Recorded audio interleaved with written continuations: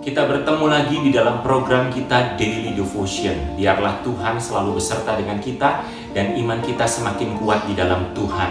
Nah, saudara yang terkasih, kalau saudara diberkati dengan program ini, saudara bisa subscribe, saudara bisa memberi like, saudara bisa share, dan saudara bisa tekan tombol lonceng supaya saudara dapat menerima setiap update yang kami beritakan. Nah, di dalam Daily Devotion yang lalu kita membahas tentang bagaimana sikap Paulus yang harus kita contoh di tengah situasi yang mencekam, di tengah situasi yang terhimpit, di tengah situasi yang tidak nyaman. Mari kita belajar, saudara. Kita bisa menjadi berkat dengan materi, tetapi kalau memang situasinya tidak memungkinkan atau kita tidak punya materi, maka kita pun bisa menjadi berkat minimal lewat pola pikir kita, lewat perkataan kita, sehingga kita tidak menebar kepanikan, tetapi kita tetap menebar damai sejahtera, sebab itulah buah roh yang ada di dalam kita. Kalau hidup kita penuh Roh Kudus, maka kita pun pasti akan menebar buah roh yang ada di dalam hidup kita. Baik, saudara yang terkasih di dalam Tuhan, kali ini kita akan lihat bagaimana, sebab di podcast lalu kita sudah melihat atau kita sudah membaca bahwa Paulus berkata kapal ini harus kita damparkan di suatu tempat atau di suatu pulau. Dan sekarang kita akan melihat, saudara, ketika kapal ini sudah terdampar di Pulau Malta, itu ada di Kisah Rasul pasal 28 yang akan kita buka sebentar. Kita akan lihat pelajaran apa yang akan kita peroleh. Kisah Rasul pasal 28, Paulus di Malta.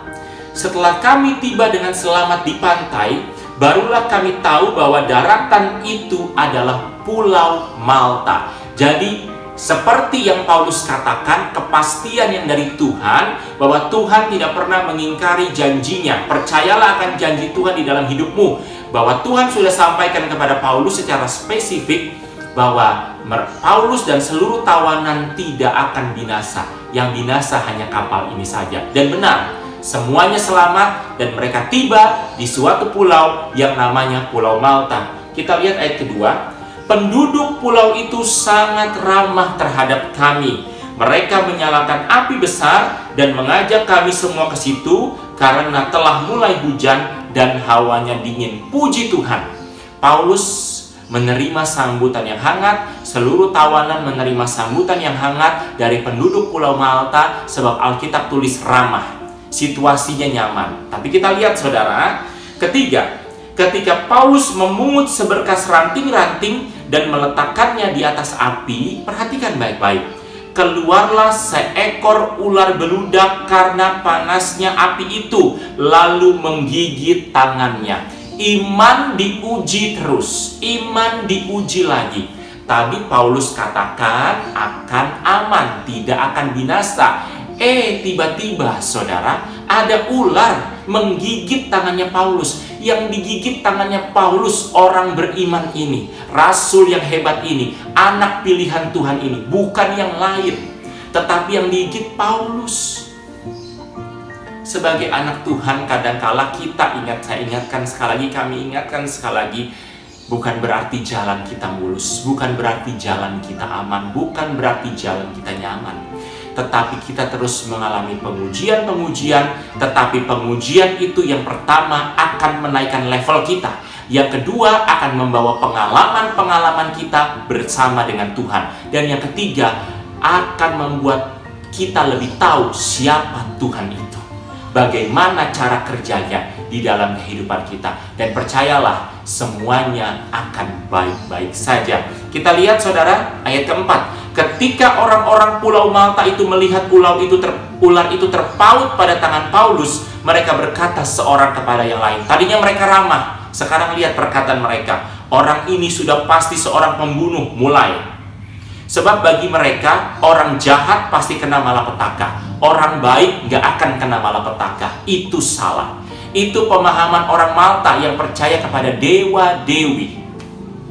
Tetapi ingat, sebagai orang baik, sebagai orang percaya, kadangkala Tuhan mengizinkan, meluaskan persoalan datang untuk menguji kita. Dan supaya Tuhan tahu iman kita, saudara yang terkasih di dalam Tuhan.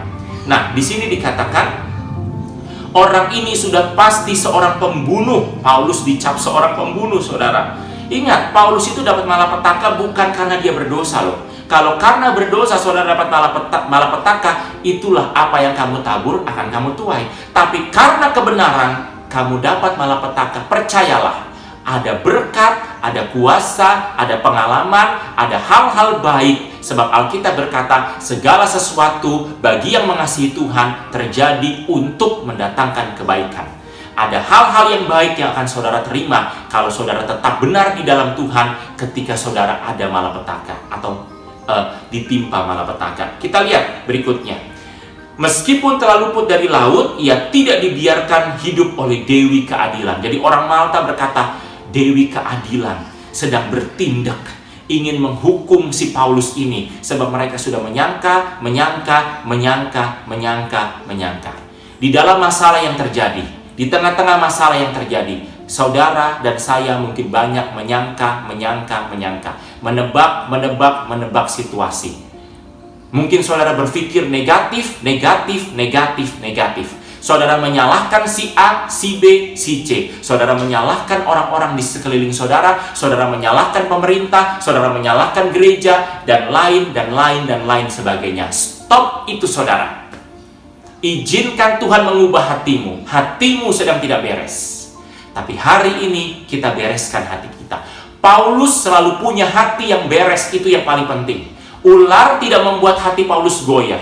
Ular tidak membuat Paulus menebak-nebak. Tetapi justru orang di Malta yang menuduh, yang melabel bahwa Paulus adalah orang berdosa dan membunuh. Stop melabel, stop blaming others. Kita belajar untuk punya hati yang beres dan bersih di hadapan Tuhan. Kita lihat berikutnya, ayat kelima. Tetapi Paulus mengibaskan ular itu ke dalam api, dan ia sama sekali tidak menderita sesuatu. Luar biasa, Tuhan selalu tepati janjinya. Tuhan selalu pegang janjinya.